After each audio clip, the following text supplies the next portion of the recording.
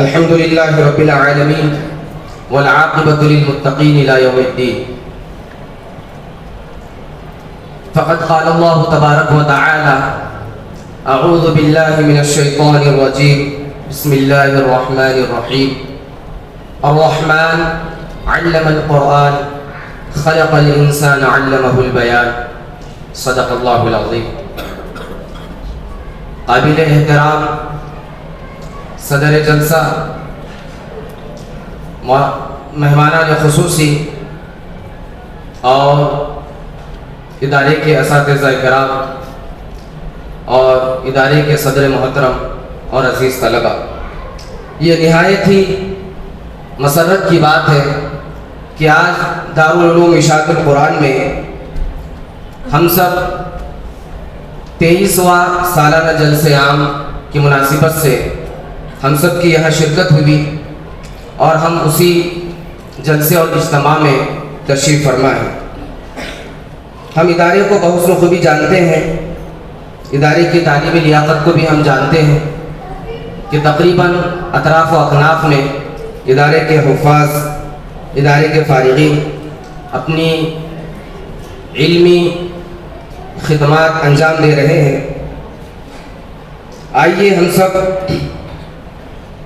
اس جلسے کا حصہ بنتے ہوئے اس جلسے کو میں آگے بڑھانے کے لیے اس جلسے کی ابتدا تلاوت کلام پاک سے کرنا چاہتا ہوں۔ تلاوت پیش کرنے کے لیے صائم الدین ابن سمیع الدین خطیب، یہ شہر پوسد کے رہنے والے ہیں اور حفظ اول میں تعلیم حاصل کر رہے ہیں، اور اس کی ترجمانی پیش کرنے کے لیے سید کامران ابن سید مختار، یہ شہر بسمت کے رہنے والے ہیں اور یہ بھی حفظ اول میں تعلیم حاصل کر رہے ہیں۔ ان دونوں طلباء سے گزارش ہے کہ وہ تلاوت مع ترجمانی پیش کریں۔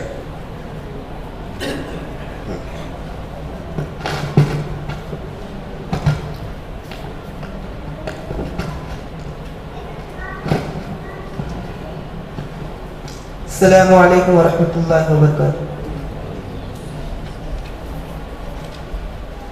اعوذ باللہ من الشیطان الرجیم، میں پناہ چاہتا ہوں اللہ کے شیطان مردود کی شر سے۔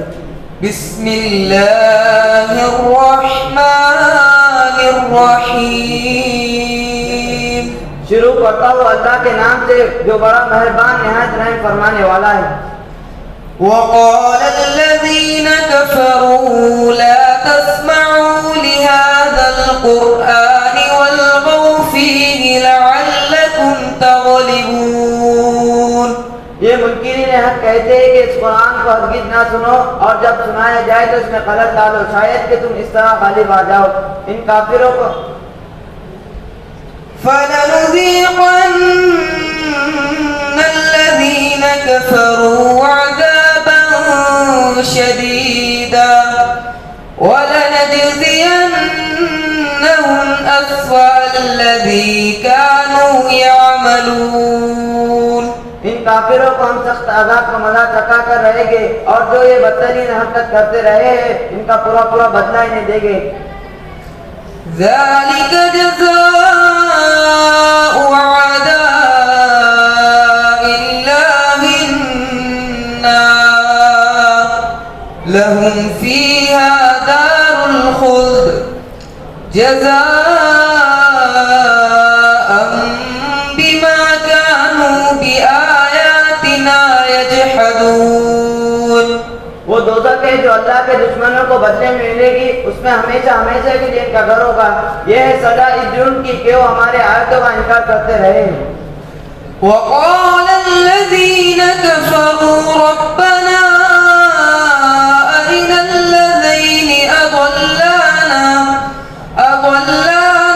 من الجن والإنس نجعلهما تحت أقدامنا ليكونا من الأسفلين، وہاں یہ کافر کہے گے اے ہمارے رب ذرا ہمیں دکھا ان جنوں اور انسانوں کو جنہوں نے ہمیں گمراہ کیا تھا، ہم انہیں پاؤں تلے روم ڈالیں گے تاکہ وہ خوب ذلیل و خوار ہو۔ إن الذين قالوا ربنا الله ثم استقاموا تتنزل عليهم الملائكة ألا تخافوا ولا تحزنوا وأبشروا بالجنة التي كنتم توعدون. اور جن لوگوں نے کہا اللہ ہمارا رب ہے اور پھر وہ اس پر ثابت قدم رہے، یقیناً پر فرشتے نازل ہوتے ہیں اور ان سے کہتے ہیں نہ ڈرو نہ غم کرو، خوش ہو جاؤ جنت کی بشارت سے جس کا تم سے وعدہ کیا گیا ہے. نحن أولياؤكم في الحياة الدنيا وفي الآخرة ولكم فيها ما تشتهي أنفسكم ولكم فيها ما تدعون. ہم اس دنیا کی زندگی میں بھی تمہارے ساتھی تھے اور آخرت کی زندگی میں بھی، وہاں جو کچھ تم چاہو گے تمہیں ملے گا، ہر چیز کی جس کی تم تمنا کرو گے وہ تمہاری ہوگی. نزلا من غفور رحیم. یہ ہے سامان ضیافت اس ہستی کی طرف سے جو غفور الرحیم ہے. صدق اللہ العظیم. سچ فرمایا اللہ رب العزت نے جو بڑی عظمت والا ہے. السلام علیکم.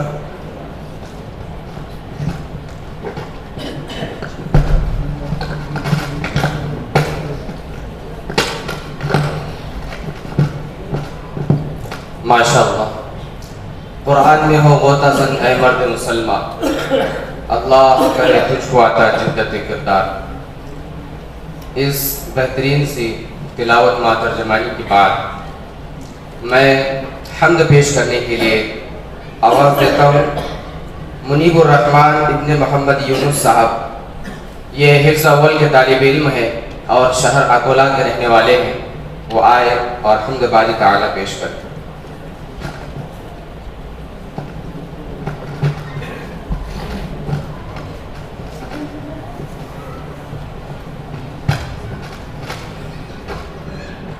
السلام علیکم ورحمۃ اللہ وبرکاتہ. ہر ایک شے میں جھلک اپنی ربوبیت کی دکھا رہا ہے، نظام اس کائنات کا جو بحسن خوبی چلا رہا ہے. ہر ایک شے میں جھلک اپنی ربوبیت کی دکھا رہا ہے، نظام اس کائنات کا جو بحسن خوبی چلا رہا ہے. کتاب تو اس کی پڑھ کے دیکھو، ہے اس کو بندوں سے پیار کتنا. کتاب تو اس کی پڑھ کے دیکھو، ہے اس کو بندوں سے پیار کتنا.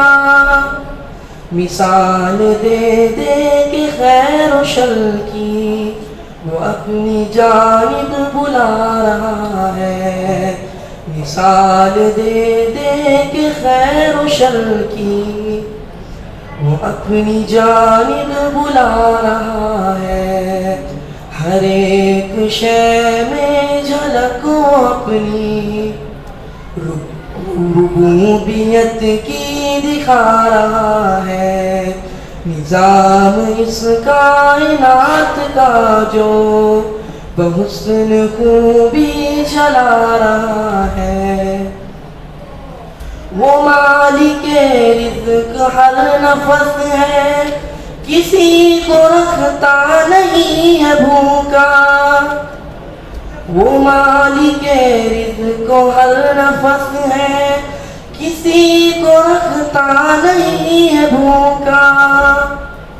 امیر ہو یا غریب بندہ وہ ہر کسی کو کھلا رہا ہے. ہر ایک شے میں جھلک اپنی ربوبیت کی دکھا رہا ہے، نظام اس کائنات کا جو بحسن خوبی چلا رہا ہے، جو وعدہ اللہ سے کیا تھا اسے تو ہم نے بھلا دیا ہے، جو وعدہ اللہ سے کیا تھا اسے تو ہم نے بھلا دیا ہے، مگر جو اس نے کیا تھا ہم سے وہ وعدہ اپنا نبھا رہا ہے، ہر ایک شے میں جھلک وہ اپنی ربوبیت کی دکھا رہا ہے،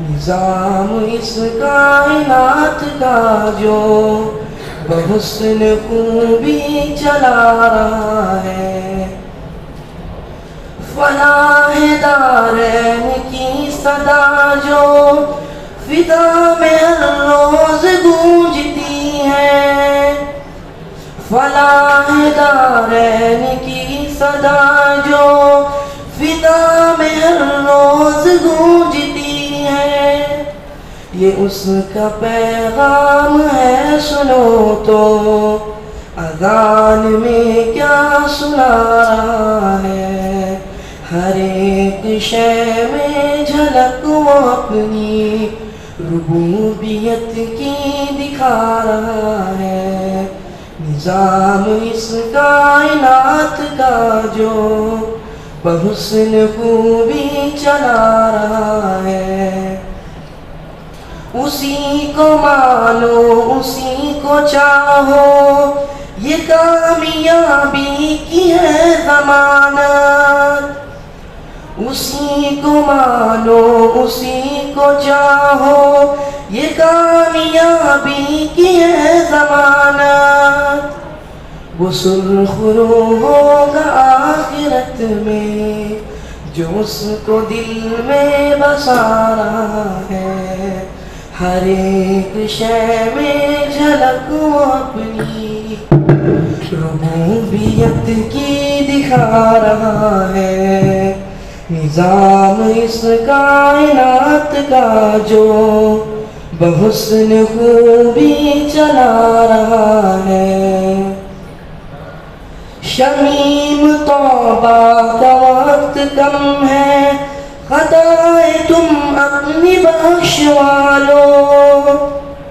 شمیم توبہ کا وقت کم ہے خطائیں تم اپنی بخشوا لو، بہت ہے یوم حساب سنگی جو کہ نزدیک آ رہا ہے، بہت ہے یوم حساب سنگی جو کہ نزدیک آ رہا ہے، ہر ایک شے میں جھلکو اپنی ربوبیت کی دکھا رہا ہے، نظام اس کائنات کا جو بحسن خوبی چلا رہا ہے۔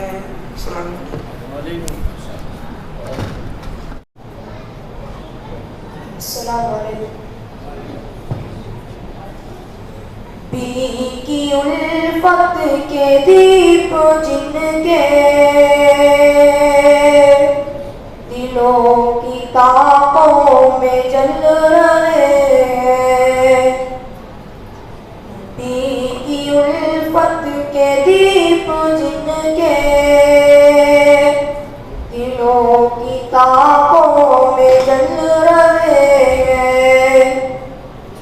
وہی تو ہر دور میں اندھیرے جہاں کی قسمت بدل رہے، بجھایا کرتے تھے باپ خود ہی، نبی نے آ کر انہیں بچایا، بجھایا کرتے تھے باپ خود ہی، نبی نے آ کر انہیں بچایا، ہر ایک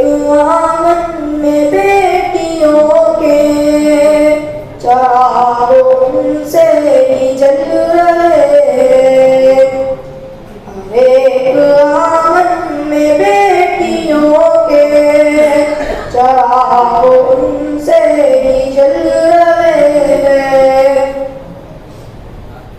ہمارے آگے لذیذ کھانا اور ان کا فاقوں میں دن بتانا. ہمارے آگے لذیذ کھانا اور ان کا فاقوں میں دن بتانا. جو شیب طالب کی یاد آئی نوالے ہاتھوں میں کھل رہے ہیں. شیب طالب کی یاد آئی نوالے ہاتھوں میں کھل رہے ہیں. لٹائے دندان سنگ کھائے مگر ذرا بھی نہ لڑکھڑائے. لٹائے دندان سنگ کھائے مگر ذرا بھی نہ لڑکھڑائے. وہ جنگ ہو یا معاذ دعوت جہاں رہے وہ ٹل رہے. وہ جنگ ہو یا معاذ دعوت جہاں رہے وہ ٹل رہے. نبی کے جو دو ابل کا حاصل وجاء الحق وزهق الباطل. نبی کے جو دو ابل کا حاصل وجاء الحق وزهق الباطل. ہمارے عزا کو اپنے پیروں سے دیکھو آقا کو چل رہے ہیں. تو عزا کو اپنے پیروں سے دیکھو آقا کو چل رہے ہیں. وہ چاہے ماہر ہو یا مسافر ہو یا محسن نبیل سب کو. وہ چاہے ماہر ہو یا مسافر ہو یا محسن نبیل سب کو. کیا فنے نات نے ہی آزاد جو اسیر غزل رہے. کیا فنے نات نے ہی آزاد جو اسیر غزل رہے. نبی کی الفت کے دیپ جن کے دلوں کی تاقوں میں جل رہے ہیں. وہی تو ہر دور میں اندھیرے جہاں کی قسمت بدل رہے ہیں.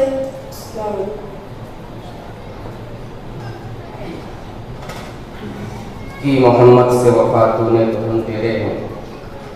یہ جہاں چیز کیا لوح و قلم تیرے. عزیز سامعین، ابھی ہم نعتی اشعار سماعت فرما رہے تھے. جو اشعار بچہ پڑھ رہا تھا اس کو اگر سمجھا جائے تو بہت ہی معنی کے اعتبار سے بہت گہرے اشعار ہیں. اللہ کے رسول صلی اللہ علیہ وسلم کا نیک کلمہ لا الہ الا اللہ کی صدا بلند کرتے اور سارا زمانہ آپ کی مخالفت میں کھڑا ہوتا، کیا ہی منظر تھا ہوگا. لیکن اللہ کے رسول صلی اللہ علیہ وسلم اس کی کوئی پرواہ نہیں.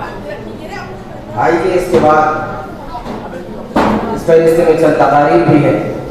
میں توحید خداوندی اس عنوان پر تقریر پیش کرنے کے لیے زیان خان ابن سعید خان، یہ حفظ دوم میں تعلیم حاصل کرتے ہیں اور شہر عمر خیر کے رہنے والے ہیں.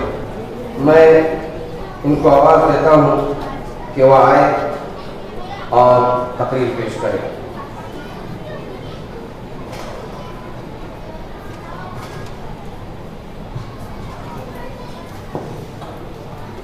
الحمدللہ الحمد لله وكفى وسلام على عباده الذين اصطفى أما بعد فقد قال الله تبارك وتعالى في القرآن المجيد والفرقان الحميد فأعوذ بالله من الشيطان الرجيم بسم الله الرحمن الرحيم قل هو الله أحد الله الصمد لم يلد ولم يولد ولم يكن له كفوا أحد. وقال في مقام آخر إن الله لا يغفر أن يشرك به ويغفر ما دون ذلك لمن يشاء. صدق اللہ العظیم. کیا ڈر ہے جو ساری خدائی بھی مخالف، کیا ڈر ہے جو ساری خدائی بھی مخالف، کافی ہے اگر ایک خدا میرے لیے ہے. توحید تو یہ ہے کہ خدا حشر میں کہتے یہ بندہ تو عالم سے خفا میرے لیے ہے. محترم صدر جلسہ، مہمانان خصوصی اور سامعین اکرام، السلام علیکم ورحمۃ اللہ وبرکاتہ. آج کے اس بابرکت اور پررونق اجلاس میں میرے تقریر کا موضوع سبحان توحید خداوندی. حق تعالی شانو جو تمام اشیاء ارض و سما کا خالق اور ہمارا خالق ہے، اس وصف عالیہ کے ذریعے ہمارے معلم اعلیٰ محبوب کبریٰ صلی اللہ علیہ وسلم پر اپنے احکام کا نزول فرمایا. اس مقدس ہستی نے ہمیں ایک ایسی قوت عالی بخشی جس کو مغل سلیم سے تعبیر کرتے. اگر ہم اس قوت عالی کو استعمال میں لائے تو کائنات کے ہر ذرے سے وحدت خداوندی کی خوشبو آئیں گی. ذرہ کائنات تو درکنار، اگر ہم خود اپنے اندر جھانک کر دیکھیں تو وحدت نظر آئے گی. اللہ نے ہم پر بے شمار نعمتوں کا نزول فرمایا. اس کے باوجود اگر ہم کسی معاصی کے مرتکب ہوتے ہیں تو پھر وہ ذات کریم جس کا فضل و کرم سے اس کے غضب پر غالب ہے ہمیں معاف فرما دے گا. لیکن جب کوئی شرک جیسے بدترین گناہ کا مرتکب ہوتا ہے تو خدا پاک خود فرماتے ان اللہ لا یغفر ان یشرک به ویغفر ما دون ذلک لمن یشاء. بے شک رب کائنات مشرک کی مغفرت نہیں فرمائیں گے، اس کے علاوہ جس کی چاہے مغفرت فرمائے دے. اسی لیے رب کائنات نے اپنی مخلوق کو رشد و ہدایت اور صراط مستقیم پر گامزن کرنے کے لیے کم و بیش 1,24,000 انبیاء علیہ السلام کو دنیا میں مبعوث فرمایا. تمام انبیاء علیہ السلام نے توحید کی تبلیغ فرمائی. تمام کی دعوت وحدت کی دعوت تھی. تمام کا مشن توحید کا مشن تھا. تمام کا درس قول لا الہ الا اللہ تفلیحوا کا تھا. حضرت آدم علیہ السلام نے بھی اسی مشن کو اختیار کیا. حضرت نوح علیہ السلام نے یا قوم اعبدوا اللہ ما لکم من الہ غیرہ کا پکارا. حضرت ہود علیہ السلام نے بھی اسی طریقے کو اختیار کیا. حضرت شعیب علیہ السلام نے بھی سبق دیا. آخر میں ہمارے معلم اعلیٰ حضور اکرم صلی اللہ علیہ وسلم نے بھی دعوت دی. اور اس کے بعد صحابہ کرام رضوان اللہ تعالی علیہم اجمعین، تابعین تابعین اور تمام ائمہ مجتہدین کا منشا مقصد ایک ہی تھا، وہ توحید کا بول بالا تھا. اور آج کے دور میں علماء و اہل سنت والجماعت کا بھی مقصد ہے، علماء و اہل سنت والجماعت کا بھی یہی مقصد ہے. عزیزان گرامی، انبیاء علیہ السلام نے اسی دعوت وحدت کی خاطر تکالیف برداشت کی. اسی توحید کی خاطر لوگوں کی گالیاں، بے عزتی، مسائل اور ظلم مستقل کو برداشت کیا. جب محسن انسان صلی اللہ علیہ وسلم نے کوئی صحابہ پر اعلان فرمایا کہ ریگستان عرب کے متوالو، ریگستان عرب کے متوالو، اگر میں یہ کہوں کہ اس پہاڑ کے اوپر میں ایک لشکر جرات موجود ہے جو تم پر حملہ کرنے والا ہے،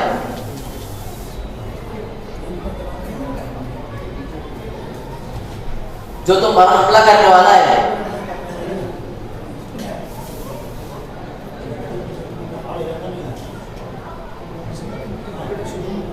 جو تم پر حملہ کرنے والا ہے، کیا تم میری اس بات پر یقین کر لو گے؟ تمام جب آواز سے بلند کہا کہ آپ صلی اللہ علیہ وسلم تو صداقت و امانت کے پیکر ہیں، آپ غلط بیان اور جھوٹ کیسے بول سکتے ہیں؟ اس کے بعد محسن انسان صلی اللہ علیہ وسلم نے فرمایا کہ اے لوگو، ظلمت و ضلالت، جہالت و شقاوت، وحشت و بدبرت کی وجہ سے نکل کر شرافت و عزت اور کرامت و نجات کے راستے کو اختیار کر لو. اور فرمایا قولوا لا الہ الا اللہ تفلحوا. تمام کے تمام اس کلمہ مقدمہ کو پڑھ لو، کامیاب و کامیاب ہو جاؤ گے. بس اتنا کہنا تھا کہ ظلمت کا کفر میں قرآن مچ گیا.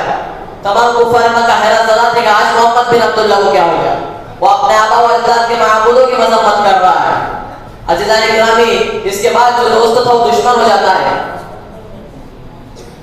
محبت کی جگہ نفرتوں اور عداوتوں کا جنم ہوتا ہے. کمبخت ابو لہب کہتا ہے کہ اے محمد، کیا تو نے ہمیں اسی لیے بلایا تھا کہ ہم اپنے آبا و اجداد کے دین کو چھوڑ کر نئے دین کی اتباع کریں؟ بس اتنا کہنا پتھر برساتا ہے. ماہ رسالت کے سارے مبارک سے لہو جاری ہوتا ہے. دوستو، یہی وہ توحید تھی جس کی خاطر محبوب کبریٰ صلی اللہ علیہ وسلم نے طائف کی گلیوں اور پتھروں کی بارش کو برداشت کیا. مگر افسوس کہ آج کے مسلمان توحید و وحدت کی اہمیت و قیمت کو نہیں سمجھتے. وہ کفر و شرک، الحاد و ارتداد کے ظلمت اور تحریکوں کو اپنے قلوب میں اس انداز سے جگہ و مقام دیتے ہیں کہ شیطان مدعو پہ لے کر ہمیں زدہ ہوتا ہے. حدیث شریف میں آتا ہے کہ حضرت عائشہ صدیقہ رضی اللہ تعالی عنہا سے مروی ہے کہ رسول صلی اللہ علیہ وسلم نے اپنے اس مرض میں جس سے اٹھانا جا سکا ارشاد فرمایا کہ اللہ تعالی یہود و نصارہ پر لعنت فرمائے کہ انہوں نے اپنے انبیاء اور نیک لوگوں کے کپڑوں کو صدقہ بنا لیا. انبیاء اور نیک لوگوں کے کپڑوں کو صدقہ بنا لیا. عزیزان گرامی، ہم اہل سنت و جماعت کا یہ مقصد ہے کہ جو عبادت کے خالق صرف ذات خداوندی ہے، پرستی سے خاطر صرف ذات خداوندی ہے. اگر حضور صلی اللہ علیہ وسلم مختار کل ہوتے تو آپ صلی اللہ علیہ وسلم کو کل طور پر اختیار ہوتا کہ جسے چاہے عطا کر دیتے. ایسا ہوتا تو سب سے پہلے حضرت عائشہ صدیقہ رضی اللہ تعالی عنہا کے حضرت قلب پوری فرما دیتے، جو شفیع المسلمین کے حجرہ اقدس میں تقریباً 9 سال تک رہی اور انہوں کو تمنا بھی کرتے رہے لیکن کوئی اولاد نہیں ہوئی. ایک مرتبہ حضرت عائشہ صدیقہ رضی اللہ تعالی عنہا ایک لڑکے کو نہلا دھولا کر بارگاہ رسالت میں ہوتی ہوئی حاضر ہوئی اور فرمایا کہ یا رسول اللہ، کاش ایسے اولاد تمہاری بھی ہوتی تو یہ اجرات نظر آتا. میرے آقا سرکار محمد صلی اللہ علیہ وسلم فرماتے ہیں ایک خزانہ میرے پاس نہیں ہے تو خدا کا خزانہ ہے. کل اقول لكم عندي خزائن اللہ. اس سے معلوم ہوا کہ اولاد دینے والی ذات بھی خداوندی ہے، مختار کل بھی ذات خداوندی ہے. آخر میں اللہ تبارک و تعالیٰ سے دعا ہے کہ ہمارا خاتمہ ایمان پر فرمائے اور ہمیں کامل و مکمل ایمان اور نصیب فرمائے. وآخر دعوانا الحمدللہ رب العالمین.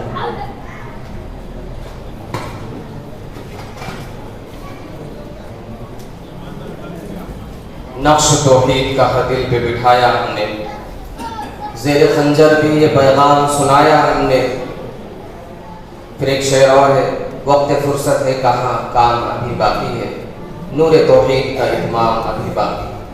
یہ ایک بہت بڑی ذمہ داری کہ ہم برادران وطن میں جن کے درمیان ہم رہتے بستے ہیں اللہ تعالیٰ کی توحید ان تک پہنچا دیں. اللہ تعالیٰ اس میں ہم سب کی مدد فرمائے.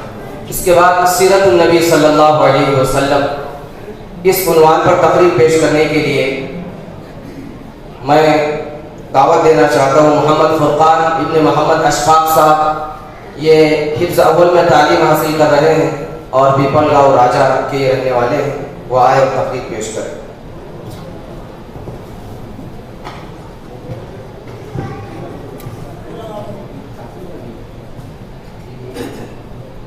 نحمد و نصلی علی رسول کریم. اما بعد، اعوذ باللہ من الشیطان الرجیم. بسم اللہ الرحمن الرحیم. لقد کان لکم فی رسول اللہ اسوۃ حسنہ. صدق اللہ العظیم. محترم صدر اجلاس، مہمانان خصوصی اور سامعین کرام، السلام علیکم ورحمۃ اللہ وبرکاتہ. آج کی بابرکات کی اجلاس میں میری تقریر کا عنوان ہے سیرت نبی صلی اللہ علیہ وسلم کا عملی نمونہ. محترم سامعین، تاریخ عالم سرکار دو عالم حضرت محمد مصطفیٰ صلی اللہ علیہ وسلم کے علاوہ کوئی ایسی مثال پیش کرنے سے قاصر ہے جس کی سیرت بالکل محفوظ بھی ہو اور کامل و مکمل بھی. اسی لیے سیرت طیبہ کو مکمل پیش کرنا ناممکن ہے اور نہ اس کی گنجائش ہے. میں آپ حضرات کے سامنے اس کے کچھ اہم پہلوؤں کو اجاگر کروں گا. دعا فرمائے اللہ تعالیٰ کہنے سننے سے زیادہ عمل کی توفیق عطا فرمائے، آمین.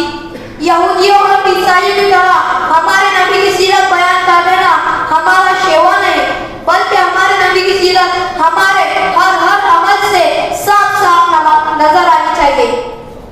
ہماری رفتار و گفتار تاجدار بخار کی طرح ہو، ہمارا لباس رہنا سہنا بیائی سرکار دو عالم کی طرح ہو. یہی اصل سیرت ہے. جیسا کہ علامہ انور شاہ کشمیری رحمۃ اللہ علیہ فرماتے ہیں کہ ایمان جاننے کا نام نہیں ہے، ماننے کا نام ہے. یعنی رسول صلی اللہ علیہ وسلم کی رسالت پر ایمان یہ کہ ہم اس کو اپنے عمل میں لائیں. اللہ تعالیٰ نے ارشاد فرمایا لقد کان لکم فی رسول اللہ اسوۃ حسنہ. اس آیت میں نبی صلی اللہ علیہ وسلم کی قابل تقلید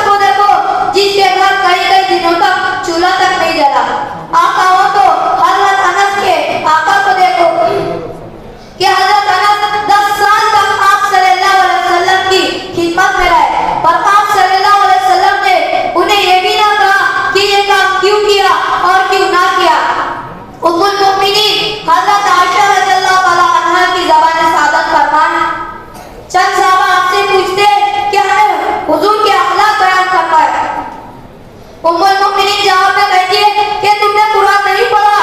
काना खुलुकुल कुरान, आप सल्लल्लाहु अलैहि वसल्लम के अखलाकी कुरान है, यानी मुकम्मल सीरत आप सल्लल्लाहु अलैहि वसल्लम की कुरान है। आप सल्लल्लाहु अलैहि वसल्लम की सीरत का सबसे रोशन एग्जाम्पल है। आप बेहसियत एक पैगंबर सहाबा रज़ियल्लाहु तआला अन्हु को जिस चीज का हुक्म दिया सबसे पहले खुद अमल करके दिखाया। आपने लोगों को अल्लाह की याद और उसकी मोहब्बत की नसीहत की। सहाबा इकराम की जिंदगी में इसके जो असर नुमाया थे वो अलग चीज है। खुद आपकी कैफियत क्या थी? शब व रोज में कोई लम्हा ऐसा ना गुजरता कि आपकी ज़बान और आपका दिल अल्लाह की याद और उसकी मोहब्बत से गाफिल हो उठता। उठते बैठते खाते पीते सोते जागते अलगर्द हर हालत में अल्लाह ताला की तारीफ बयान कर दे। क्या हमारा हाल यही है? अगर नहीं है तो हम आशिक रसूल होने का दावा कैसे कर सकते? इससे आगे चलिए आपने लोगों को नमाज का हुक्म दिया। फरमाया कि नमाज इस तरह पढ़ो जिस तरह मैं पढ़ता हूँ, यानी पहले खुद अमल करके दिखाया फिर दूसरों को हुक्म दिया। हजरत मुगीरा बिन शुअबा रज़ियल्लाहु तआला अन्हु बयान फरमाते हैं कि रात भर खड़े खड़े पाँव मुबारक पर वरम आ जाता।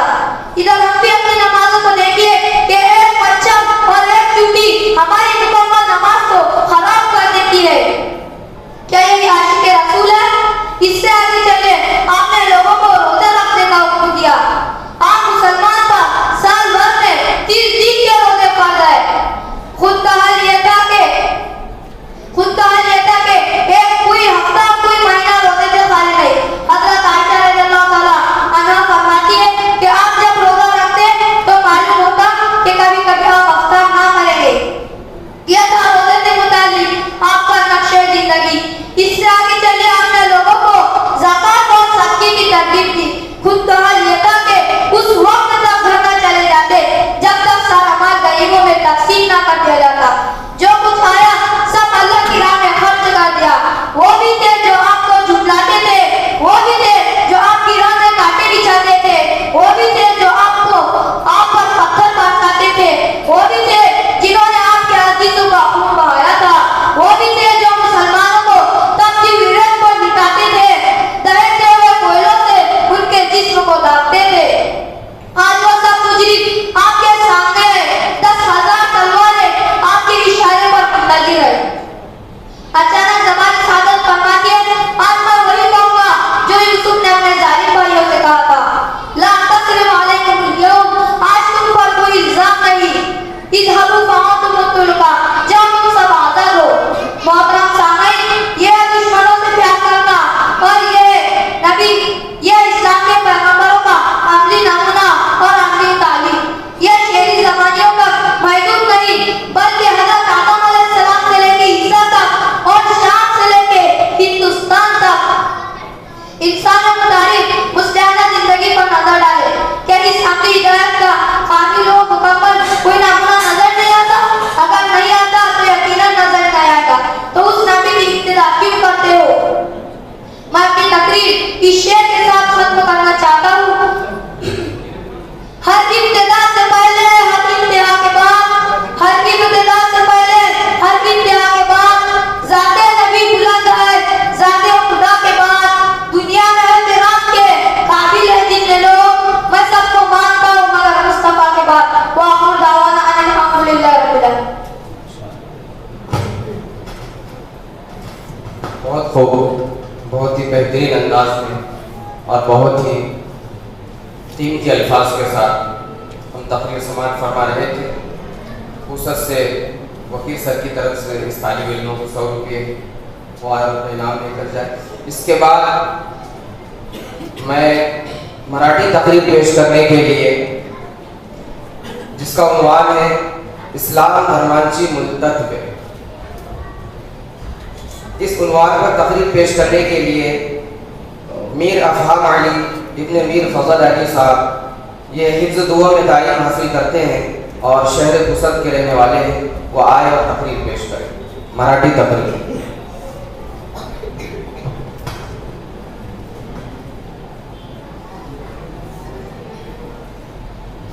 नहमदुहु व नसल्ली अला रसूलिल करीम, अम्मा बाद, अऊज़ु बिल्लाहि मिनश शैतानिर रजीम, बिस्मिल्लाहिर रहमानिर रहीम।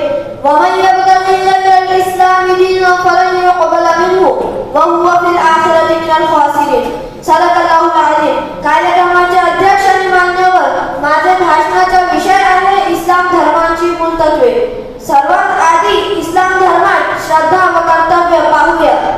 माननीय उमर बिन खत्ताब रज़ियल्लाहु ताला अन्हु यांचे कथन आहे की एक दिवस ते प्रेषित मोहम्मद सल्लल्लाहु अलैहि वसल्लम यांच्या सोबत बसले होते. अचानक एक शुभ्र वस्त्रधारी इसम हजर झाला. त्याचे केस काळे कुडकुडीत होते. त्याच्या चेहऱ्यावर प्रवासाचा ताण मुळीच दिसत नव्हता. तो आमच्या परिचितही नव्हता. तो प्रेषितांच्या गुडघ्याला गुडघा टेकून विराजमान झाला व त्याने आपले दोनही हात प्रेषितांच्या मांडीवर टेकले व प्रेषित मोहम्मद सल्लल्लाहु अलैहि वसल्लम यांच्याशी बोलू लागले. हे मोहम्मद सल्लल्लाहु अलैहि वसल्लम, मला इस्लामविषयी काही माहिती द्या. प्रेषित मोहम्मद सल्लल्लाहु अलैहि वसल्लम म्हणाले, इस्लामाबद्दल पहिली सर्वात महत्त्वाची बाब म्हणजे तू मान्य करायला हवे की अल्लाह शिवाय इतर कोणाचीही पूजनीय नाही व मोहम्मद सल्लल्लाहु अलैहि वसल्लम अल्लाहचे प्रेषित आहे. तू रमजानच्या महिन्यात रोजे पाळायला हवेस. तू आर्थिकदृष्ट्या सबळ आहे तर काबागृहात हज करायला हवेस. तो इसम म्हणाला, आपण योग्य ते सांगितले. माननीय उमर आश्चर्य झाले. हा इसम प्रेषितांना प्रश्न विचारतोय व मिळलेली माहिती सबळ आहे असे प्रमाणित करत आहे. नंतर तो म्हणाला, मला श्रद्धे ईमान बाबत माहिती द्या. प्रेषित मोहम्मद सल्लल्लाहु अलैहि वसल्लम त्यांना म्हणाले, तू अल्लाहच्या दूतांवर, अल्लाहने अवतरित केलेल्या ग्रंथांवर व अल्लाहच्या प्रेषितांवर व अंतिम दिन व भाग्यावर श्रद्धा राखायला हवे. हा सर्व गोष्टी म्हणजे ईमान होय. तो म्हणाला, आपण सत्याचे सांगितले. नंतर त्याने उपकाराबद्दल काही माहिती मागितली. प्रेषित मोहम्मद सल्लल्लाहु अलैहि वसल्लम म्हणाले, तू अल्लाहची प्रार्थना अशी मनोभावाने कर जणू तू अल्लाहला पाहत आहे. तू अल्लाहला निश्चितच पाहू शकत नाही, मात्र तो तुला निश्चितच पाहत आहे. नंतर तो इसम निघून गेला. माननीय उमर काही वेळ स्तब्ध बसून राहिले. प्रेषित मोहम्मद सल्लल्लाहु अलैहि वसल्लम यांनी माननीय उमर यांना विचारले, हे उमर, तू हा इसम ओळखलो का? प्रेषित मोहम्मद माननीय उमर म्हणाले, नाही, हे कोण होते? हे अल्लाह व अल्लाहच्या प्रेषितांनाच माहीत असेल. माननीय उमर प्रेषित मोहम्मद सल्लल्लाहु अलैहि वसल्लम म्हणाले, हे जिब्रील अलैहिस्सलाम होते व तुम्हाला अल्लाहची व इस्लामाची शिकवण देण्यात आले होते. कुराणात ज्या वेळी इस्लाम व श्रद्धेबाबतची तोंडी कबुली त्यावेळी प्रत्यक्ष प्रार्थना पद्धतीत असावी अशी अपेक्षा केली गेली. नंतर आपण अहसान या शब्दाचा अर्थ पाहूया. अहसान या शब्दाची उत्पत्ती हसन या शब्दातून मिळते. याचा अर्थ सौंदर्य असा होते. अल्लाहची आराधना सुंदर व्हावी अशी अपेक्षा केली गेली तर मनात असे दृढ निश्चय व्हावा पाहिजे की आपण अल्लाहसमोर हजर आहोत आणि आपण अल्लाहला पाहत आहोत. मनात असे निश्चय नसेल तर हे सत्य स्वीकारले पाहिजे की अल्लाह शिवाय इतर कोणाचीही पूजनीय नाही. हे मान्य करायला पाहिजे. मनुष्याचे कोणतेही कृत्य अल्लाहतून लपलेले नाही. नंतर आपण एकेश्वरवाद या शब्दाचा अर्थ पाहूया. एकेश्वरवाद या शब्दाचा अर्थ होते एकेश्वरवाद या शब्दाचा अर्थ एक असून होते. माननीय अबूझर यांच्याकडून मिळाले आहे की प्रेषित मोहम्मद सल्लल्लाहु अलैहि वसल्लम यांनी म्हटले आहे, ज्यांनी असे मान्य करावे अल्लाह शिवाय इतर कोणाचीही पूजनीय नाही. नंतर त्याचे मृत्यू झाले तर तो निश्चितच स्वर्गात मिळेल. दुसऱ्या टीकेत हे म्हटले आहे की पण हे सत्य मनातून स्वीकारले पाहिजे. वाखिर दावाना अल्हम्दुलिल्लाह रब्बिल आलमीन.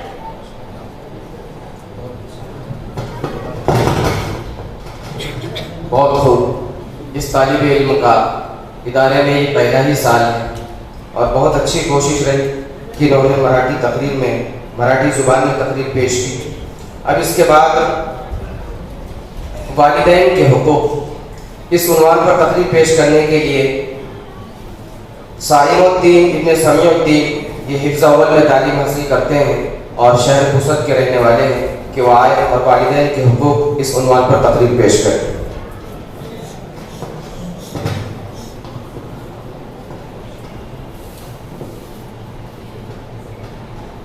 अल्हम्दुलिल्लाहि रब्बिल आलमीन वस्सलातु वस्सलामु अलल अंबिया'i वल मुरसलीन أما بعد أعوذ بالله من الشيطان الرجيم بسم الله الرحمن الرحيم وقضى ربك ألا تعبدوا إلا إياه وبالوالدين إحسانا إما يبلغن عندك الكبر أحدهما أو كلاهما فلا تقل لهما أف ولا تنهرهما وقل لهما قولا كريما واخفض لهما جناح الذل من الرحمة وقل رب ارحمهما كما ربياني صغيرا.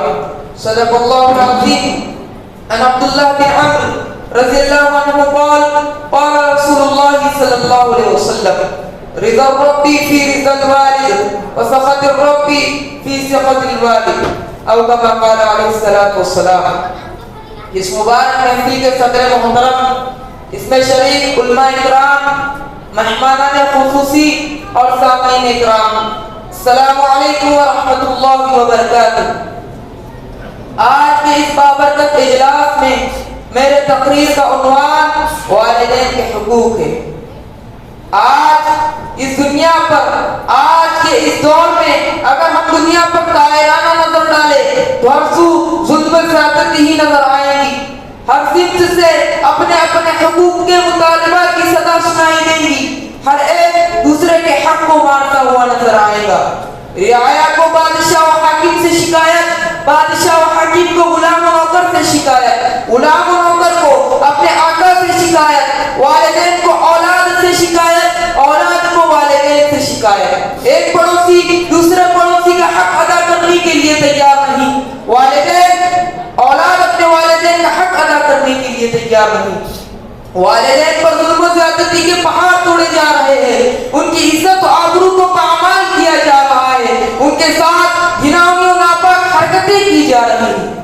اس ماں پر ظلم و ستم ہو رہا ہے جس ماں نے 2.5 سال تک بچے کو دودھ پلایا, جس ماں نے 9 ماہ بچے کو پیٹ میں پالا, جس ماں نے بچے کے خاطر تکلیفیں برداشت کی, جس ماں نے بچے کے خاطر مصیبتیں برداشت کی. مجھے بتاؤ کیا والدین کا حق یہی ہے کہ ان کی عزت و آبرو کو پامال کیا جائے یا ان کے ساتھ گھناؤنی و ناپاک حرکتیں کی جائے؟ مجھے بتاؤ یہ والدین کا حق نہیں ہے. اگر کوئی شخص اگر کوئی اولاد اپنے والدین کی عزت و آبرو نہیں کرتی ہے, ان کی خدمت و فرما برداری نہیں کرتی ہے تو اپنا ٹھکانہ جہنم میں بنا لے. میں اپنے طرف سے نہیں کہتا بلکہ حدیث شریف میں موجود ہے. شہنشاہ وطحا صلی اللہ علیہ وسلم سے ایک شخص نے دریافت کیا, فرمایا کہ یا رسول اللہ ما حق الوالدین, کہ والدین کا حق کیا ہے؟ سنو میرے نبی کا جواب. شہنشاہ وطحا صلی اللہ علیہ وسلم نے فرمایا ہما جنتک و نارک, وہی تیری جنت ہے اور وہی تیری جہنم. اگر اس حدیث شریف میں غور کرے تو ہمیں پتہ چلتا ہے کہ حدیث شریف کا مطلب یہ ہے اگر کوئی شخص اپنے والدین کی فرما برداری و اطاعت کرتا ہے, ان کی خدمت کرتا ہے تو اپنے آپ کو جنت کا حقدار بنائے, لیکن اگر ان کی نافرمانی کرتا ہے, ان کے ساتھ گھناؤنی و ناپاک حرکتیں کرتا ہے تو اپنا ٹھکانہ جہنم میں پائے.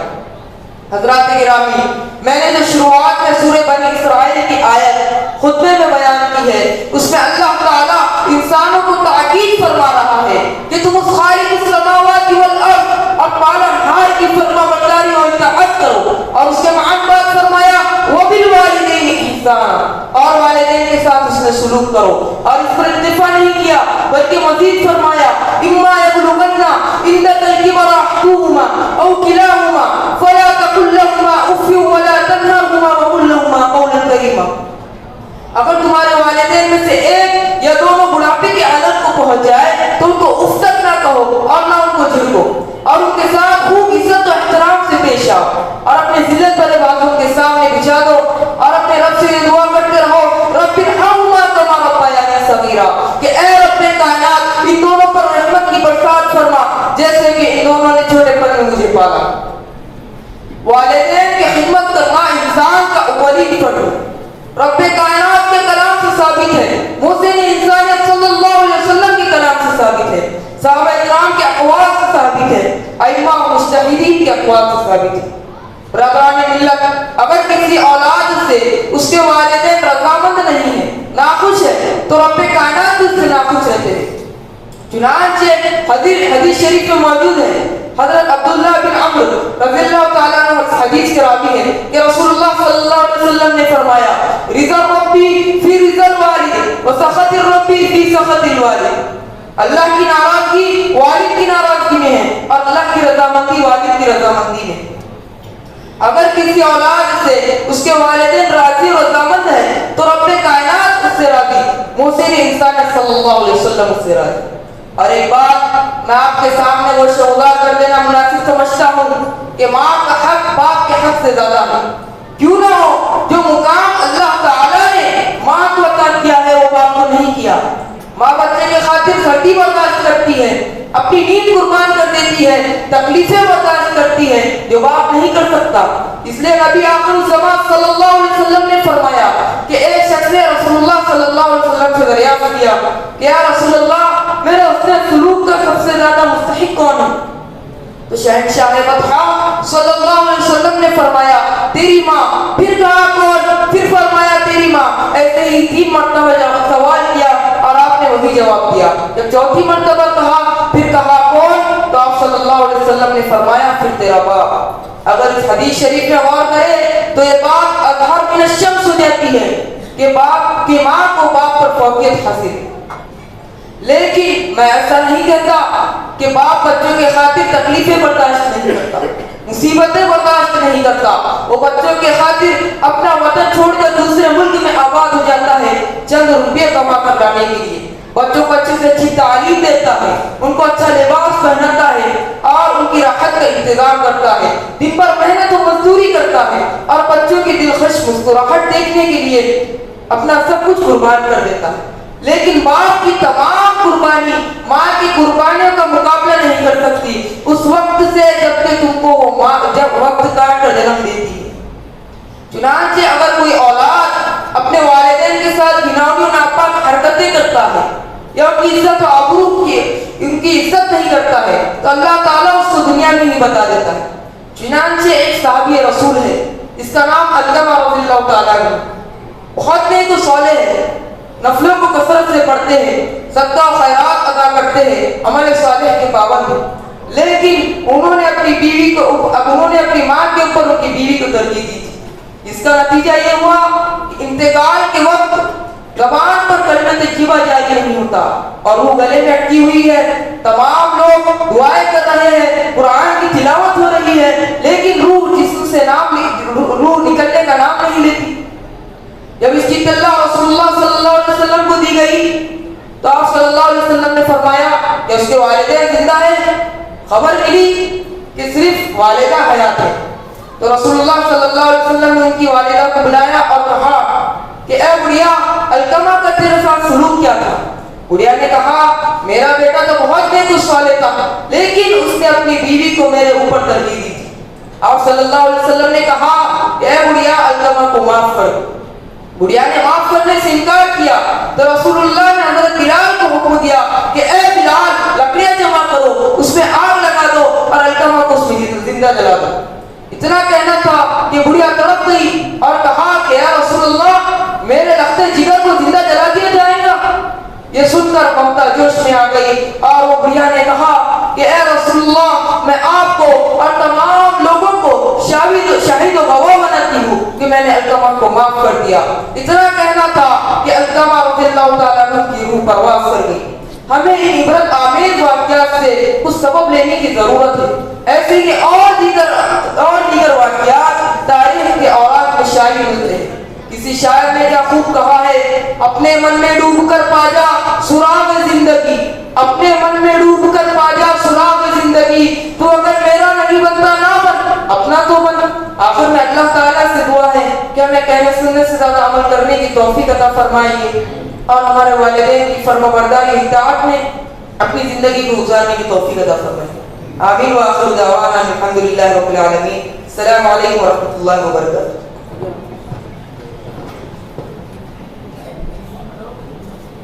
ماشاءاللہ، بہت اچھی تقریر والدین کے حقوق سے متعلق۔ اب اس کے بعد ایک انگریزی تقریر انگریزی زبان میں جس کا عنوان ہے توحید، اس کو پیش کرنے کے لیے محمد حذیف ابن ڈاکٹر محمد وسیم صاحب یہ طالب علم حفظ دعا میں تعلیم حاصل کر رہے ہیں اور شہر بوسط کے رہنے والے ہیں، وہ آئے اور اپنی تقریر پیش کریں۔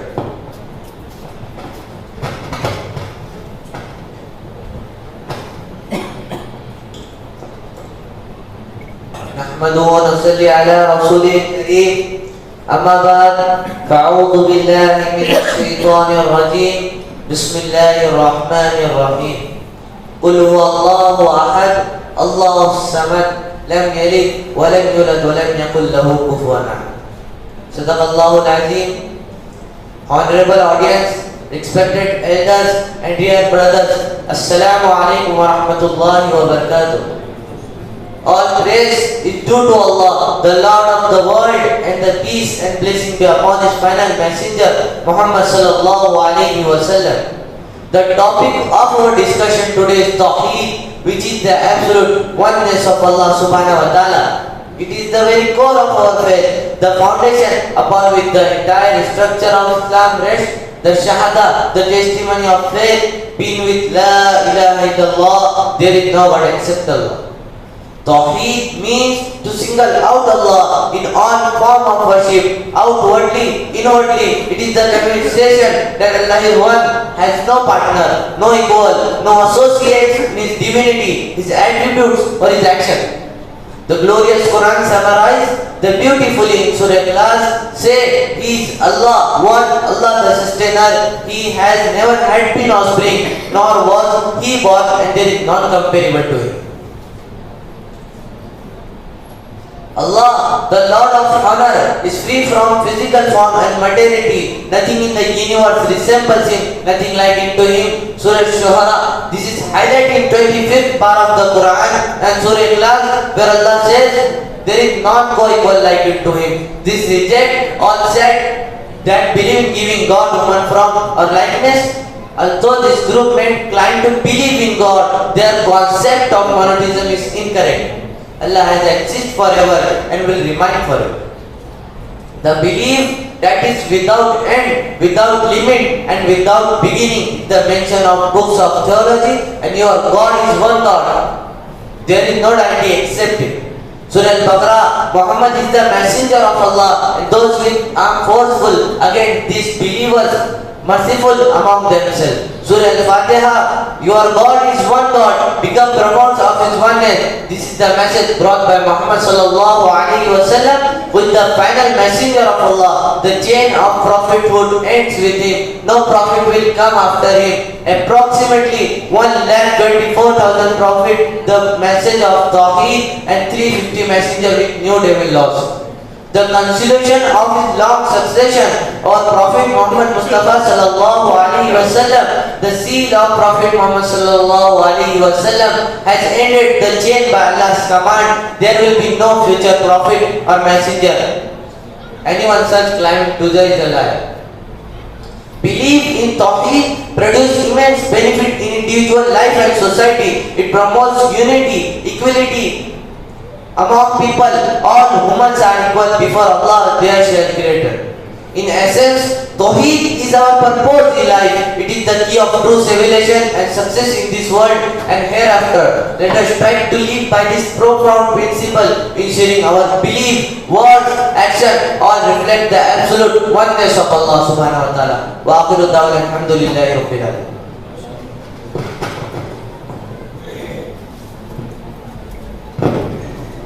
اب اس کے بعد ایک عنوان قرآن مجید کے اوصاف و فضائل، اس عنوان پر تقریر پیش کرنے کے لیے حافظ صارم الدین، جو کہ اس سال کے یہ حافظ بھی ہیں، حافظ صارم الدین ابن ناظم الدین قالی دولت خان کے رہنے والے ہیں اور حفظ دعا میں یہ تعلیم حاصل کر رہے ہیں، اور اسی کلاس میں تعلیم حاصل کرتے ہوئے انہوں نے اپنا حفظ مکمل کیا ہے. وہ آئے اور اپنی تقریر پیش کریں.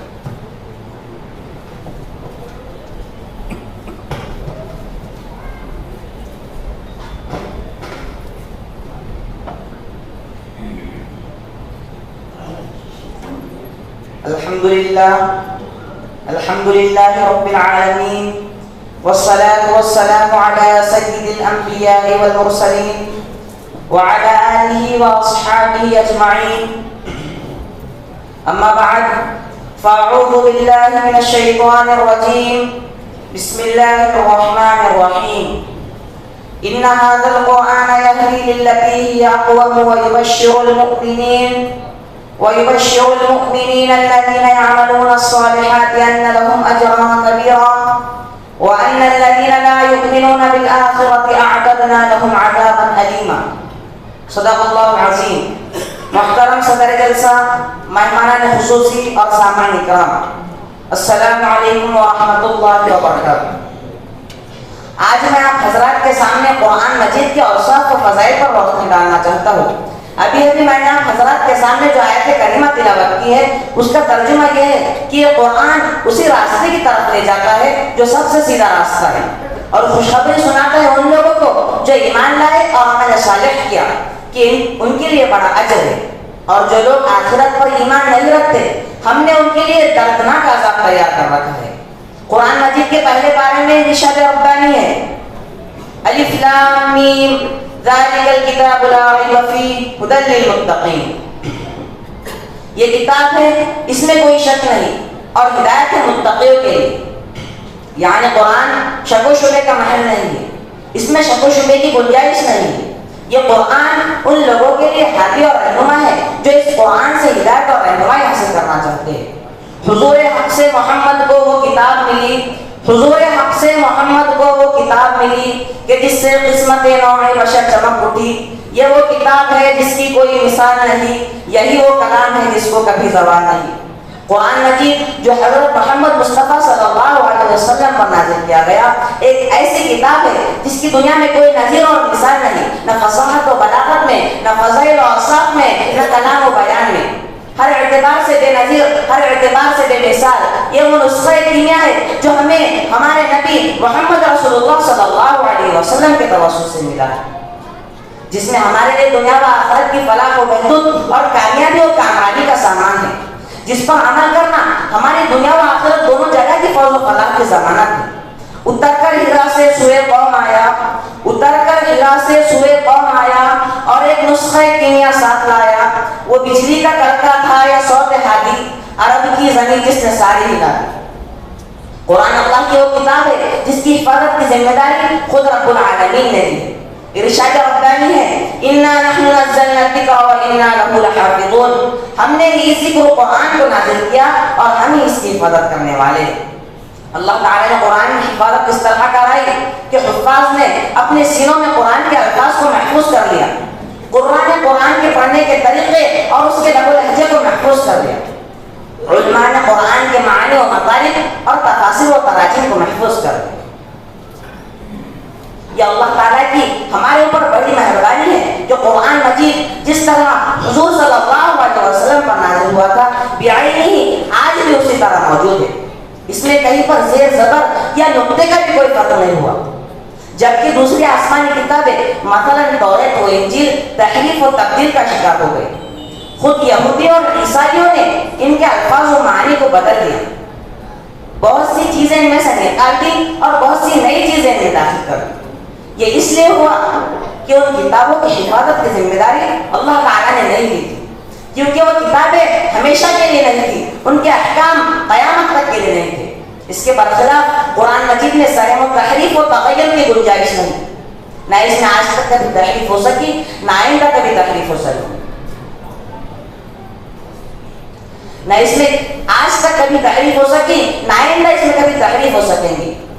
قرآن مجید اللہ کی وہ کتاب ہے جس کی حفاظت کی ذمہ داری خود رب العالمین نے دی. قرآن میں ایک جگہ ارشاد ہے، قل لئن اجتمعت الانس والجن على ان يأتوا بمثل هذا القرآن لا يأتون بمثله ولو كان بعضهم لبعض ظهيرا. اے نبی صلی اللہ علیہ وسلم کہہ دیجئے کہ اگر تمام انسان اور جنات مل کر بھی اس قرآن کی طرح بنانا چاہے تو ہرگز نہیں بنا سکتے. حضور صلی اللہ علیہ وسلم کو بہت سے معجزات عطا کیے گئے، لیکن تمام معجزات میں جو سب سے اعلیٰ اور برتر معجزہ ہے وہ قرآن مجید ہے.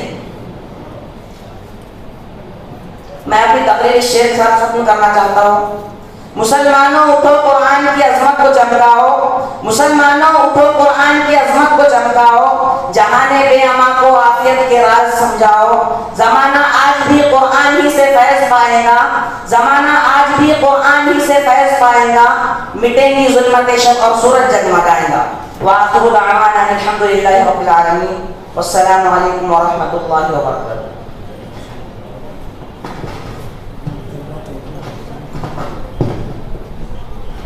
بہت ہی اچھے انداز میں تقریر پیش کی ہے۔ اب اس کے بعد ترانہ پیش کرنے کے لیے میں آواز دوں گا عمید العظیم ابن مولوی عباد اللہ خان صاحب شمسی۔ یہ حفظ اول کے طالب علم ہیں اور شہر پوسد کے یہ رہنے والے ہیں، وہ آئے اور ترانہ پیش کریں۔ ہاں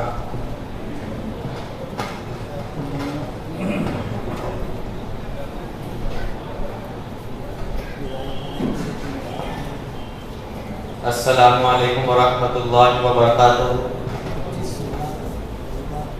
رب نے کر دیا اعلان کل من علیہا فان، رب نے کر دیا اعلان کل من علیہا فان، باقی ہوگا بس رحمان کل من علیہا فان، رب نے کر دیا اعلان کل من علیہا فان، باقی ہوگا بس رحمان کل من علیہا فان۔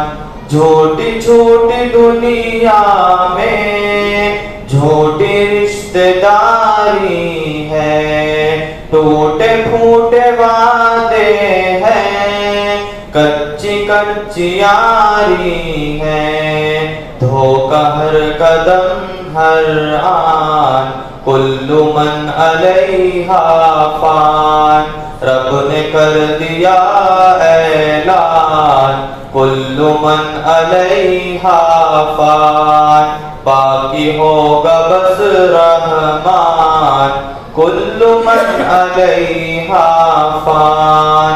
روح جسم کو ایک دن چھوڑ کر یوں جائیں گی، تم جہاں رہو لیکن موت لینے آئے گی، کیا فقیر کیا سلطان کل من علیہا فان، رب نے کر دیا اعلان کل من علیہا فان، باقی ہوگا بس رحمان کل من علیہا فان۔ جب خدا کی مرضی سے سور پھونکا جائے گا، رب کے ماں سوا ہرگز کوئی بچ نہ پائے گا، ہو فرشتہ یا انسان کل من علیہا فان، رب نے کر دیا اعلان کل من علیہا فان، باقی ہوگا بس رحمان کل من علیہا فان۔ ایک دن یہ سورج کی روشنی نہیں ہوگی، تارے ٹوٹ جائیں گے، روشنی نہیں ہوگی، پڑھ کے دیکھ لے قرآن کل من علیہا فان، رب نے کر دیا اعلان کل من علیہا فان، باقی ہوگا بس رحمان کل من علیہا فان۔ تو فقط مسافر ہے اور یہ دنیا راستہ ہے، پھر بھی اس حقیقت کو تو نہیں سمجھتا ہے، 4 دن کا ہے مہمان کل من علیہا فان، رب نے کر دیا اعلان، کل من علیہا فان، باقی ہوگا بس رحمان، کل من علیہا فان۔ جھونپڑی ہو یا بنگلہ سب ڈھسیں گے اے جعفر، اونچے اونچے پربت بھی ہوں گے روحی کے ہمسر، جاندار یا بے جان کل من علیہا فان، رب نے کر دیا اعلان، کل من علیہا فان، باقی ہوگا بس رحمان، کل من علیہا فان۔ السلام۔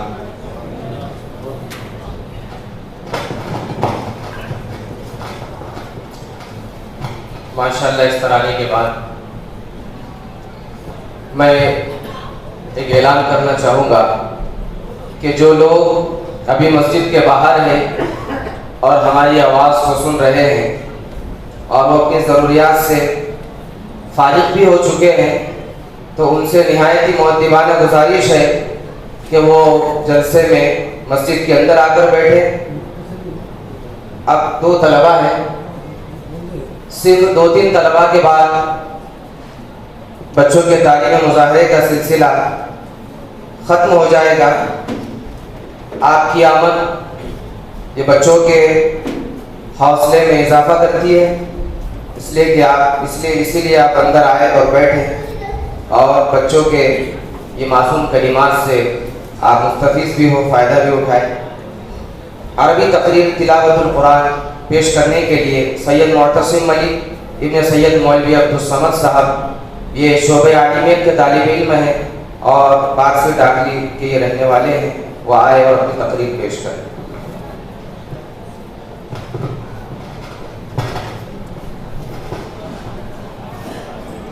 نحمد ونصلي على رسول الكريم، أما بعد، فأعوذ بالله من الشيطان الرجيم، بسم الله الرحمن الرحيم۔ رئيس الاحتفال المؤكد والمستمعين الكرام والزملاء في الدنيا، إني أريد أن أتحدث أمامكم حول موضوع مقصد تلاوة القرآن۔ الحمد لله داعي إلى بابي الموفق من شاء لثوابي، أنعم بإنزال كتابه الذي اشتملت على محكم ومتشابه، فأما الذين آمنوا في قلوبهم زيغ فيتبعون ما تشابه منه ابتغاء الفتنة، وأما الراسخون في العلم يقولون آمنا به، أحمد على الهدى وتيسير أسبابه، وأشهد أن محمدا عبده ورسوله، أكمل الناس خشوعا عند تلاوة كتابه، فعن أبي موسى الأشعري رضي الله عنه أنه قال: قال رسول الله صلى الله عليه وسلم: مثل المؤمن الذي يقرأ القرآن مثل الأترجة، ريحها طيب وطعمها طيب، ومثل المؤمن الذي لا يقرأ القرآن كمثل التمرة لا ريح لها وطعمها أهل، ومثل المنافق الذي يقرأ القرآن كمثل الريحانة، ريحها طيب وطعمها مر، ومثل المنافق الذي لا يقرأ القرآن كمثل الحنظلة ليس لها ريح وطعمها مر۔ أيها السادة والإخوة الحضور، عندما يتلو المؤمنين آية القرآن الكريم يستروي بعد الإيمان واليقين مع نسمات الرضوان تهب عليه، وهناك يخشم قلبه وتدمع عينه ويسير من حوله النور والضياء، وصدق الله تعالى: قل هو للذين آمنوا هدى وشفاء، لم يكن هذا الكتاب إلى هج المعجز إلا تذكرة للنفوس الحائرة وإنقاذا للقلوب جامدة بائسة التي لا تفهم إلا لذائق الحياة وشهواتها الدنيئة، وإخراجا للناس من الظلمات إلى النور، فيه يتصل العبد الضعيف بإله وخالقه، وفيه يستنزل الرحمة الصراط وفي يهتد لأقوم سبيل وأحسن الطريق إن هذا القرآن يهدي للتي هي أقوم ويبشر المؤمنين الذين يعملون الصالحات أن لهم أجرا كبيرا. وفي هذا الحديث الشريف قسم النبي الكريم الناس إلى عربة الأقسام: مؤمن يقرأ القرآن ويعمل بما فيه فهو في أعلى المراتب والدرجات، مؤمن لا يقرأ القرآن ولكنه لا يعمل بما فيه فهو في ناقص الإيمان، منافق يقرأ القرآن ولكنه لا يعمل بما فيه فهو في أعلى المراتب والدرجات، منافق لا يقرأ القرآن ولا يدري ما فيه فهو في أحد الدرجات وأشقى المنازل. فقد شبع عليه الصلاة والسلام الصنف الأول بالأدرجة وهي الباقية الطيب ذات الريح العاطر الذي ينعش النفس ويبهج القلب بحلاوتها وطيبها، وفي التعبير بقوله صلى الله عليه وسلم: ريح طيب وطعمها طيب، إشارة إلى بلوغ درجات الكمال في طيب الباطن والظاهر. والصنف الثاني شبه صلى الله عليه وسلم بالتمرة في طيب الباطن لوجود الإيمان دون الظاهر لحجره تلاوة القرآن، فالباطن جميل يشبه حلاوة التمر، وأما الظاهر هو طيب راعيها فإنه مفقود لأن التمرة لا ريح لها. والصنف الثالث وهو المنافق الذي يقرأ القرآن فقد شبه عليه صلوات الله بالريحانة في الظاهر وفساد الباطن، فالريح طيب وطعمه معجم، وهذه المرارة إنما جاءت من النفاق وليس في الحديث ما يدل على مديه والصناع لهذا الصنف، بل على العكس وذمه لأنها ذكر باسم النفاق.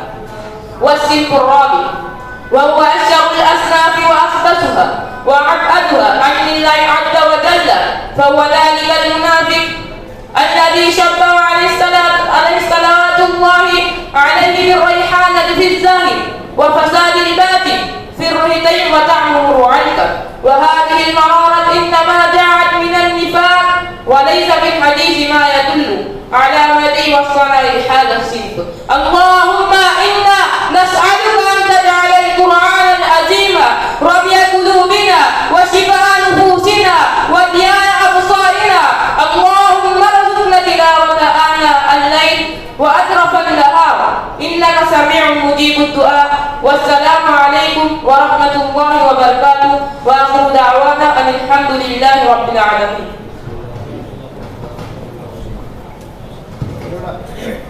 بہت ہی اچھی تقریر اس طالب علم نے عربی زبان میں پیش کی ہے، اللہ تعالیٰ خوب ترقی عطا فرمائے۔ اس کے بعد ایک مراٹھی تقریر ہے اور ایک اردو کی تقریر ہے اور پروگرام ختم ہو جائے گا طلباء کا۔ مراٹھی تقریر پیش کرنے کے لیے جس کا عنوان ہے اولاد اور خاندان کی دینی تعلیم کی اہمیت، شیخ شاداب ابن عبدالرحیم صاحب یہ حفظ دوم کے طالب علم ہیں اور شہر بوسط کے رہنے والے ہیں کہ وہ آئے اور تقریر پیش کریں۔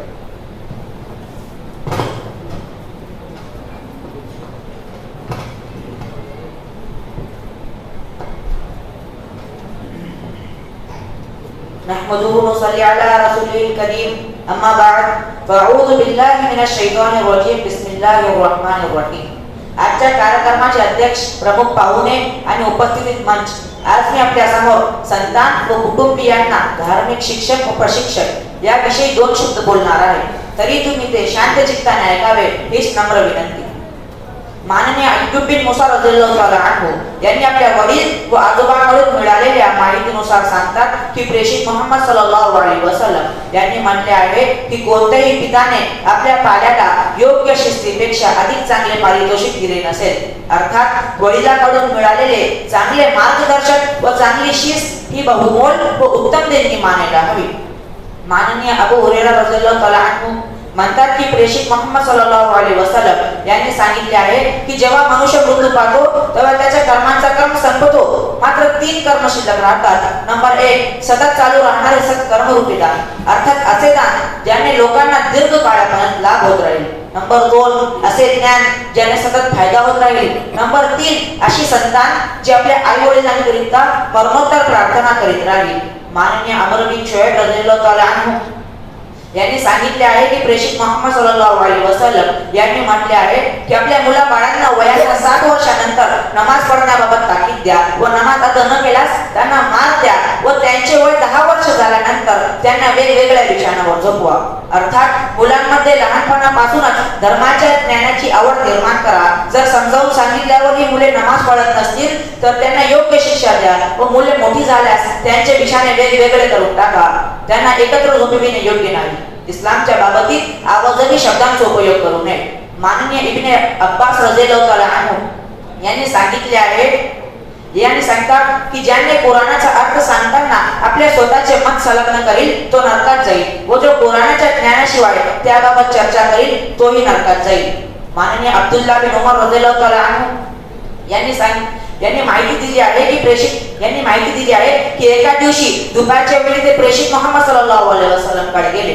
प्रेषितांनी 2 व्यक्तींचा आवाज ऐकला जे कुराणाच्या श्लोकाबद्दल वाद घालत होते. प्रेषित बाहेर आले. त्यांच्या चेहऱ्यावर रागाचे चिन्ह होते. प्रेषित म्हणाले, तुमच्या पूर्वीचे जनसमूह इतर ग्रंथाचे मानणारे ग्रंथाच्या वादावरून नष्ट झाले. अर्थात कुराणाच्या अध्ययनासाठी त्याबाबत चर्चा व विचारांचे आदान प्रदान करण्यास मनाई नाही. मात्र कुराणाच्या संदर्भात भांडण घंटा व विरोध प्रतिरोध करता कामा नये. दुर्बुद्ध विद्वान माननीय अबू हुरैरा रदियल्लाहु ताला अन्हु यांनी सांगितले आहे की प्रेषित मोहम्मद सल्लल्लाहु अलैहि वसल्लम म्हणतात की एखाद्याने असा प्रश्न विचारला ज्याचे उत्तर त्यास माहित आहे मात्र त्याने ते मुद्दाम लपवून दिले तर जगाच्या अंताच्या दिवशी त्याच्या गळ्यात आगीची लगाम बांधली जाईल. सुफियान रदियल्लाहु ताला अन्हु यांनी सांगितले आहे की उमर बिन खत्ताब रदियल्लाहु ताला अन्हु यांनी काब रदियल्लाहु ताला अन्हु यांनी विचारले आहे की ज्ञानी कोणास मानावे. काब रदियल्लाहु ताला अन्हु म्हणतात की जो आपल्या ज्ञानानुसार आचरण करीत असेल. उमर रदियल्लाहु ताला अन्हु विचारतात की ज्ञानी लोकांच्या मनातून ज्ञानाचा प्रकाश व तेज कशामुळे नष्ट झाला. काब रदियल्लाहु ताला अन्हु उत्तरले, ऐहिक सुखाने अर्थात जगाच्या आकर्षणाने. काब बिन मालिक रदियल्लाहु ताला अन्हु म्हणतात की प्रेषित मोहम्मद सल्लल्लाहु अलैहि वसल्लम यांनी म्हटले आहे की जर कोणी याकरिता ज्ञान प्राप्त करतो की दुसऱ्यासारखा तोही ज्ञानी व्हावा व मूर्खाशी चर्चा व वादविवाद करता यावे व लोकांचे लक्ष आपल्याकडे वेधून घेता यावे तर ईश्वर त्याला नरकात दाखल करेल. शेवटी मी अल्लाह समोर प्रार्थना करतो की अल्लाह सर्व मानव जातीला इस्लामवर चालण्याची सुदबुद्धी देव. आमीन या रब्बल आलमीन व आखिर दअवाना अल्हम्दुलिल्लाह.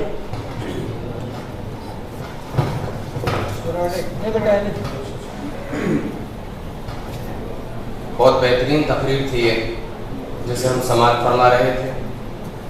अब इस जलसे की आखिरी तकरीर जिसका उन्वान है हालात हज़रा और मुसलमान, इस पर तकरीर पेश करने के लिए एक तालिब इल्म जो कि इस साल हाफिज़ भी हुए हैं, हाफिज़ ज़ैनुल आबिदीन इब्न शेख अब्दुल्ला साहब, ये हिफ्ज़ दुआम के तालिब इल्म रहे और ये पिपलगांव राजा के रहने वाले हैं. वो आए और तकरीर पेश करें.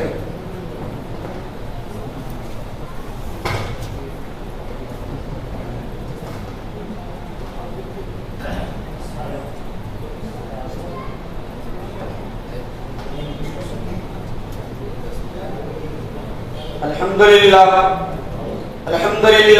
रब्बिल आलमीन वस्सलातु वस्सलामु अला सय्यिदिल अंबिया वल मुरसलीन मुहम्मदिन व आलिहि व अस्हाबिहि अजमाइन इला यौमिद्दीन. अऊज़ु बिल्लाहि मिनश शैतानिर रजीम. बिस्मिल्लाहिर रहमानिर रहीम.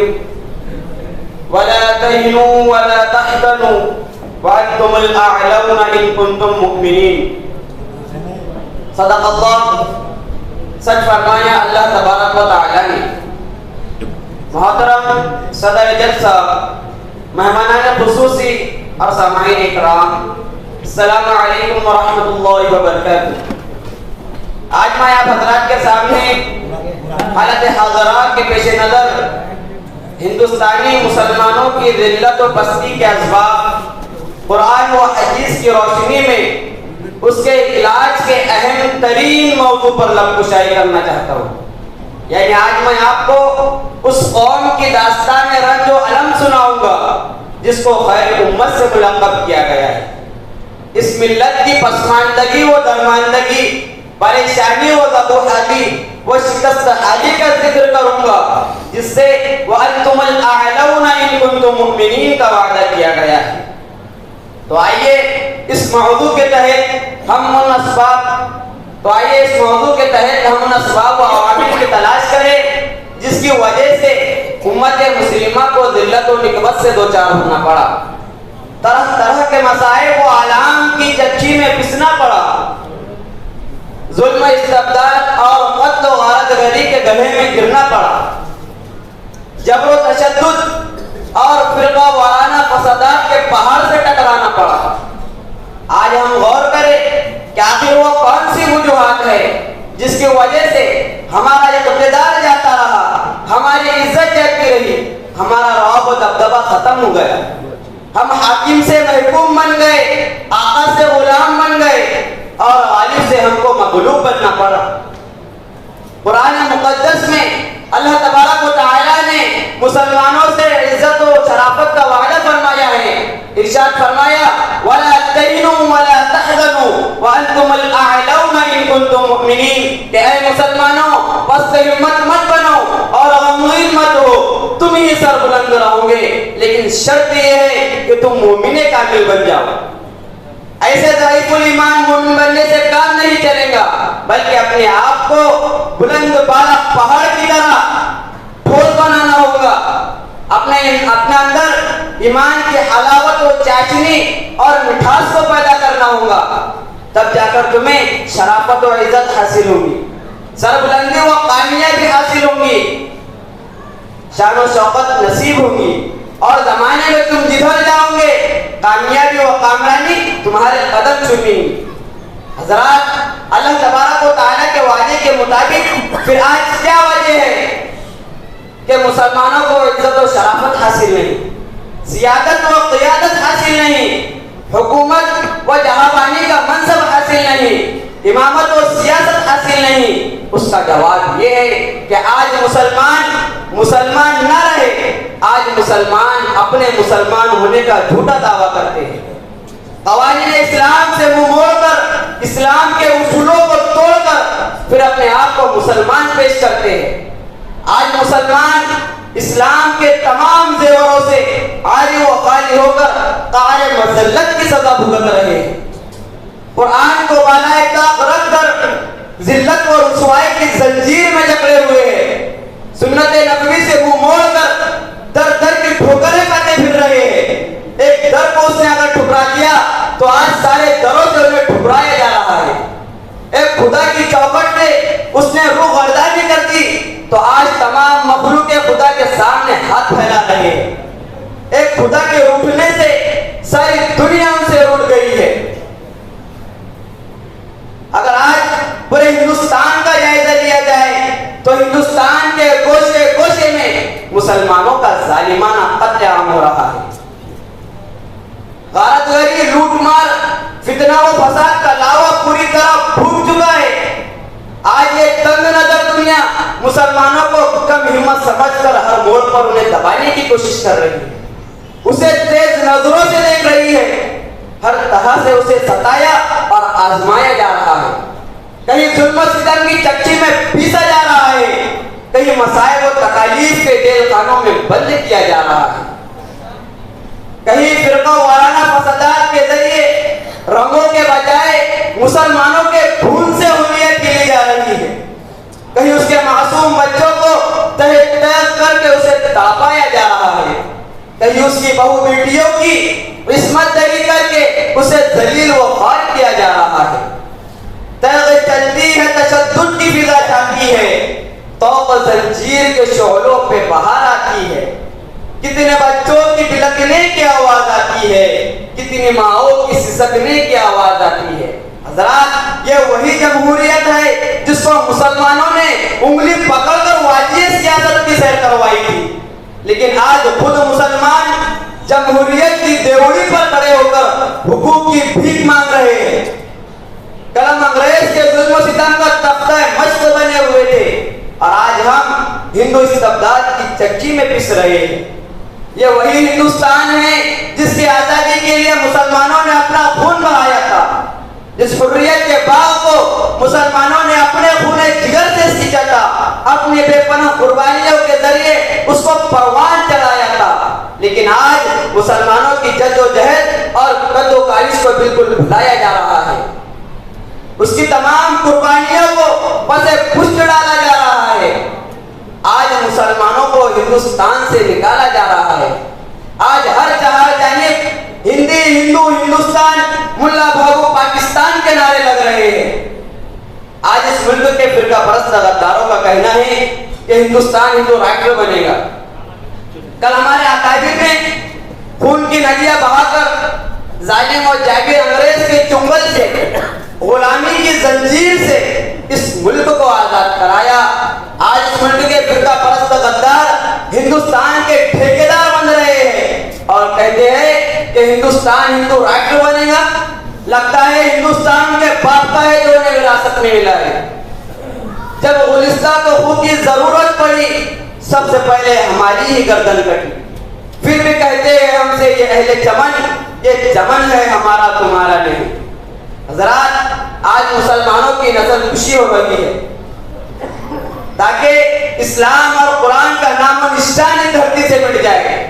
ارے ملت اسلامیہ کے غیور نوجوانوں، یقیناً ان سوالوں کا جواب اس دن ہم سے نہیں بن پائے گا، اور حضور صلی اللہ علیہ وسلم اور صحابہ اکرام رضوان اللہ تعالی علیہم اجمعین اور پوری دنیا کے لوگوں کے سامنے ذلت و رسوائی کا سامنا کرنا پڑے گا۔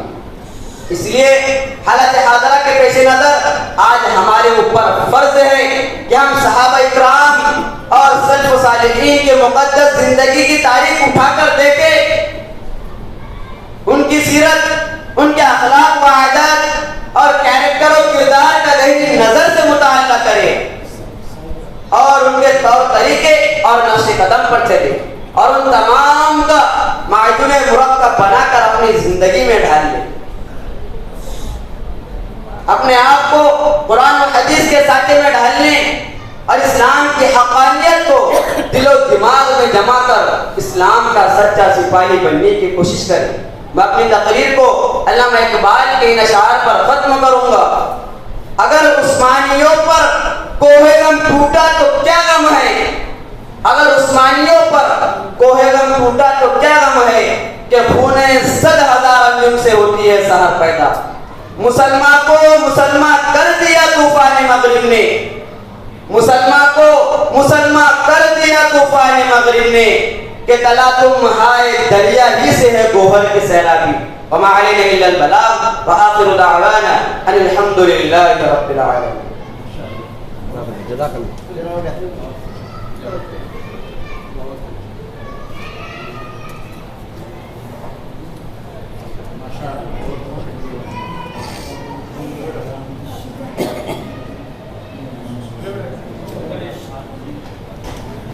محترم حاضرین جلسہ، چند ایک باتوں سے میں آپ کو آگاہ کرتے چلوں کہ ابھی ہم نے طلباء کرام کا تعلیمی مظاہرہ الحمدللہ مکمل طور پر سماعت فرمایا ہے، اللہ آپ کو بہترین جزا عطا فرمائے۔ لیکن جلسے کی اور اجتماع کی اہم کڑی ابھی باقی ہے۔ ابھی 8:30 بجے انشاءاللہ عشاء کی جماعت ہوگی، اس کے بعد فوراً بقیہ نماز کے فوراً بعد